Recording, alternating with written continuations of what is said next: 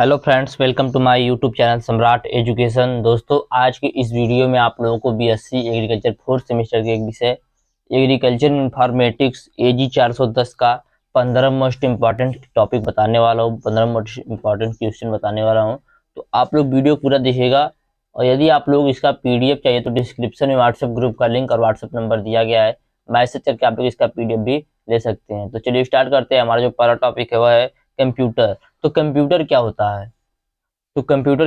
Computer एक electronic machine है जो निर्धारित आंकड़ों पर दिए गए निर्देशों की श्रृंखला के अनुसार विशेषीकृत प्रक्रिया करके अपेक्षित सूचना या परिणाम को प्रस्तुत करता है। तो क्या बोल रहा है? बोल रहा है कि कंप्यूटर जो है वह क्या है, एक इलेक्ट्रॉनिक मशीन है जो निर्धारित आंकड़ों पर किसी दिए गए निर्देशों की श्रृंखला के अनुसार विशेषीकृत प्रक्रिया करके अपेक्षित सूचना या परिणाम को प्रस्तुत करता है। तो ये हमारा हो गया पहला क्वेश्चन। ठीक है, थोड़ा जल्दी जल्दी देखेंगे क्योंकि आज ही एग्जाम है। दूसरा क्वेश्चन हमारा है रैम। रैम क्या होता है? रैम का पूरा नाम क्या है? Random access memory. Random access memory RAM का पूरा नाम है। इसे कंप्यूटर की मेन मेमोरी भी कहा जाता है। रैम को कंप्यूटर की मेन मेमोरी भी कहा जाता है। यह एक टेम्पररी स्टोरेज होती है। क्या होती है? टेम्पररी स्टोरेज होती है, मतलब कुछ समय के लिए या इसे मतलब ऐसे ही यूज किया था। ठीक है, यानी डिवाइस के ऑफ होते ही इसमें स्टोर डाटा अपने आप रिमूव हो जाते हैं। इसके बाद उस डाटा को वापस नहीं लाया जा सकता, इसलिए रैम को वोलेटाइल मेमोरी भी कहते हैं। तो रैम क्या हुआ? तो रैम का पूरा नाम है रैंडम एक्सेस मेमोरी। इसे कंप्यूटर की मेन मेमोरी भी कहा जाता है। यह एक टेम्पररी स्टोरेज होती है, यानी डिवाइस के ऑफ होते ही इसमें जो स्टोर डाटा होता है वो अपने आप रिमूव हो जाता है। इसके बाद उस डाटा को वापस नहीं लाया जा सकता, इसलिए इस मेमोरी को, इस रैम को क्या कहते हैं? वोलेटाइल मेमोरी भी कहते हैं। ठीक है, रैम भी समझ में आ गया होगा और कंप्यूटर भी। अब चलते देखेंगे रोम क्या होता है। तो रोम क्या है? रोम का पूरा नाम है रीड ऑनली मेमोरी। क्या नाम है पूरा इसका? Read only memory. तो रोम कंप्यूटर की मुख्य अथवा प्राइमरी मेमोरी होती है। रोम जो है वो कंप्यूटर की मेन एंड प्राइमरी मेमोरी होती है। ठीक है, यह सिलिकॉन से बनी एक सेमीकंडक्टर चिप होती है जिसमें डाटा और प्रोग्राम अस्थायी तौर पर स्टोर होते हैं।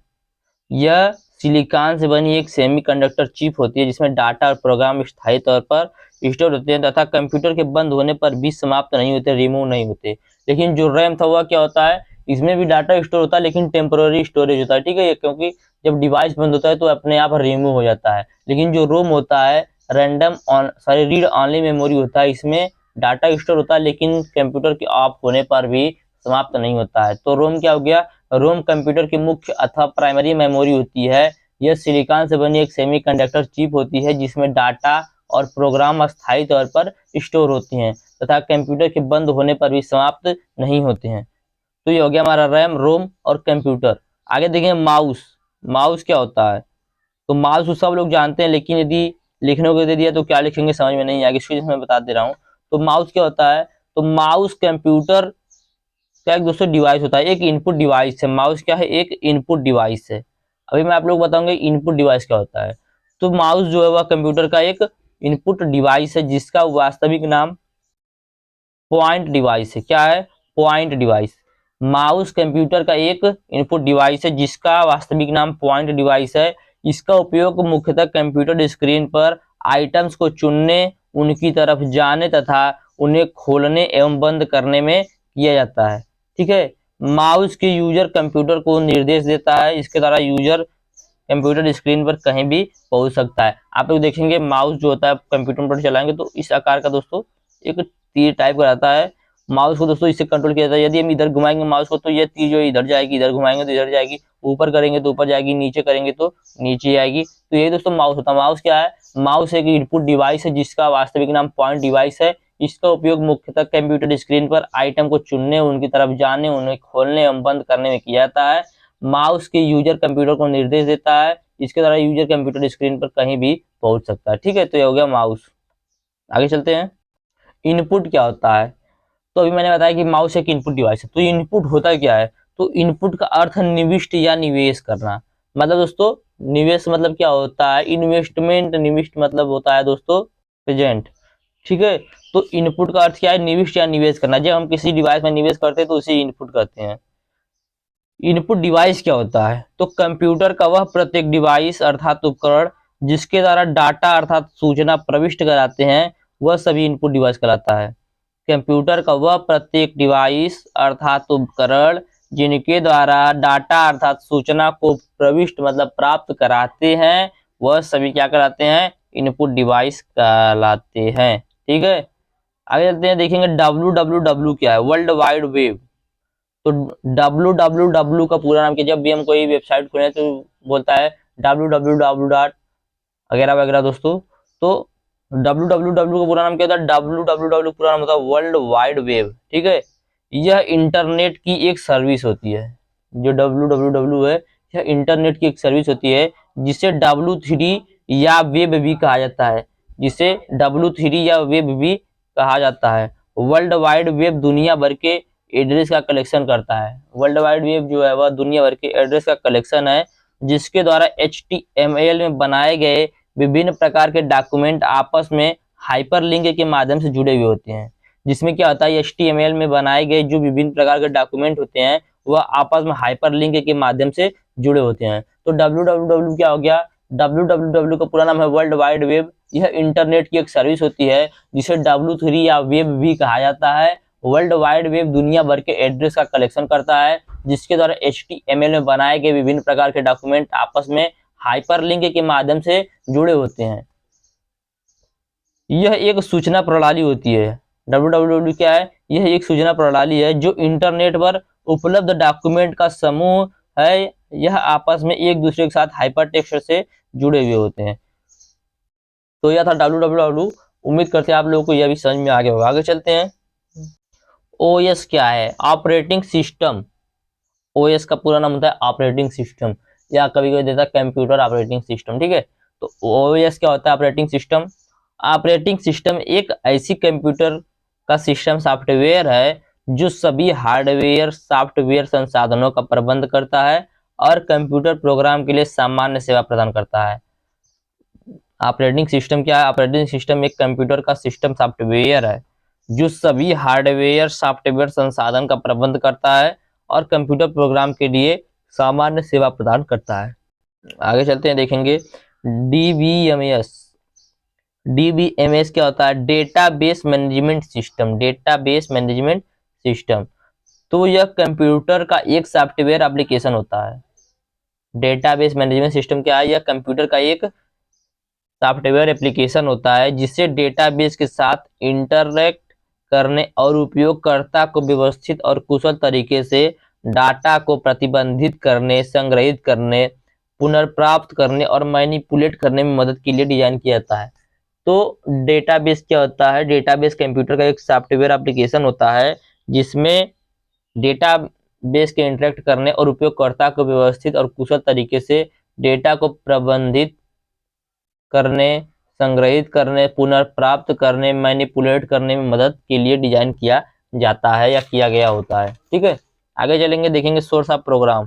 सोर्स प्रोग्राम क्या होता है, तो प्रोग्रामर द्वारा लिखी जाने वाला या प्रोग्रामर द्वारा लिखा जाने वाला एक मूल कंप्यूटर प्रोग्राम है। सोर्स प्रोग्राम क्या है, कंप्यूटर द्वारा लिखा जाने वाला एक मूल कंप्यूटर प्रोग्राम है जिसे कंपाइलर या कोडलर द्वारा मशीन भाषा में लिखे समकक्ष वस्तु प्रोग्राम में परिवर्तित किया जाता है।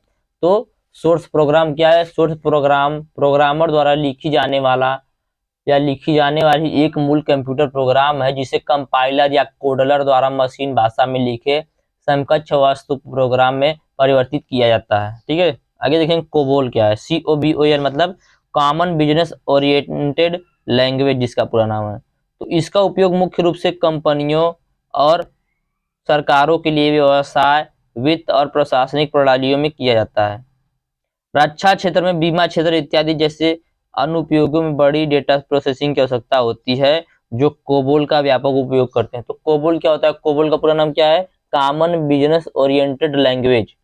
इसका उपयोग मुख्य रूप से कंपनियों और सरकारों के लिए व्यवसाय, वित्त और प्रशासनिक प्रणालियों में किया जाता है। रक्षा क्षेत्र, बीमा क्षेत्र इत्यादि जैसे अनुप्रयोग में बड़ी डेटा प्रोसेसिंग की आवश्यकता होती है जो कोबोल का व्यापक उपयोग करते हैं। ठीक है, आगे देखेंगे पोस्ट हार्वेस्ट मैनेजमेंट क्या है। पोस्ट हार्वेस्ट मैनेजमेंट तो इसका तात्पर्य उन गतिविधियों तथा तकनीकों से होता है जिनका उपयोग फसलों की कटाई के बाद सुरक्षित और संरक्षित करने के लिए किया जाता है। जैसे दोस्तों संसाधन आदान प्रदान के लिए, उसे स्टोर करने के लिए, तो वहां पे क्या लगता है, एक तकनीक लगती है, इसे क्या कहते हैं, post harvest management. Post harvest management का आता है फसल की कटाई के बाद यूज किया जाता है। ठीक है, आगे देखेंगे एमएस वर्ड क्या होता है। एमएस वर्ड क्या होता है, माइक्रोसॉफ्ट वर्ड। तो यह एक वर्ड प्रोसेसिंग कंप्यूटर सॉफ्टवेयर है जो आपको लेटर, रिज्यूम आदि सहित विभिन्न प्रकार के दस्तावेज बनाने की अनुमति देता है। तो एमएस वर्ड क्या है, एमएस वर्ड एक प्रकार का कंप्यूटर प्रोसेसिंग सॉफ्टवेयर है जो आपको लेटर, रिज्यूम आदि सहित विभिन्न प्रकार के डॉक्यूमेंट बनाने के लिए अनुमति देता है। ठीक है, आगे देखेंगे मेमोरी क्या होता है। तो मेमोरी क्या होता है, मेमोरी आप लोग को पता होगा कैसा होता है, लेकिन क्या उसका यूज है ये भी पता होगा, लेकिन कैसे सिस्टम से लिखना है नहीं पता होगा। तो क्या होता है, कंप्यूटर में यह एक डिवाइस होता है जिसका उपयोग डाटा और इंफॉर्मेशन को स्टोर करने के लिए किया जाता है। मेमोरी का उपयोग डाटा और इंफॉर्मेशन को स्टोर करने के लिए किया जाता है। कंप्यूटर डाटा को स्टोर करने के लिए मेमोरी का यूज किया जाता है। कंप्यूटर में जो डाटा होता है इसको स्टोर करने के लिए मेमोरी का यूज किया जाता है। तो ये हो गया आपका कुल 13 क्वेश्चन। आगे चलते हैं, एनालॉग कंप्यूटर क्या होता है।